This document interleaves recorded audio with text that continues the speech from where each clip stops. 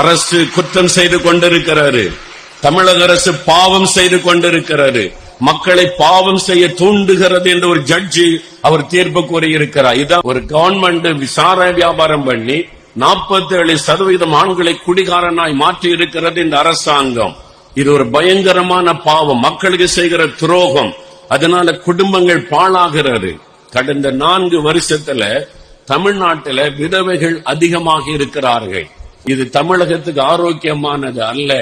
பாருங்க, இதை குறித்து நீதிமன்றமே இவ்வளவு தெளிவா, ஒரு குற்றம் செய்தவனை விட குற்றம் செய்ய தூண்டுகிறவர்களுக்கும் அவங்க குற்றவாளிகள்.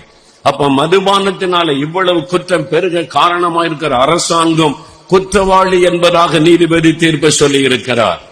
நமத்தில் நம்மை மகிழ்விக்க வந்திருக்கிற நம்முடைய முதல்வர் அவர்களுக்காக ஆண்டவரை நான் துதிக்கிறேன். அவர்களுக்கென்று ஆண்டவர் கொடுத்த ஒரு வார்த்தையை நான் சொல்லி வாழ்த்த விரும்புகிறேன். லூக்கா 2ஆம் அதிகாரம் 10, 11 வசனத்தில் தான் பயப்படாதிருங்கள், பயப்படாதிருங்கள். நம்முடைய முதல்வர் அவர்களுக்கும் ஆண்டவர் இயேசுவின் நாமத்தில் நான் சொல்லுகிற வார்த்தை, எந்த சூழ்நிலை கண்டு பயப்படாதிருங்கள். எப்படிப்பட்ட நெருக்கங்கள் வந்தாலும் பயப்படாதிருங்கள், எப்படிப்பட்ட எதிர்ப்புகள் வந்தாலும் பயப்படாதிருங்கள்.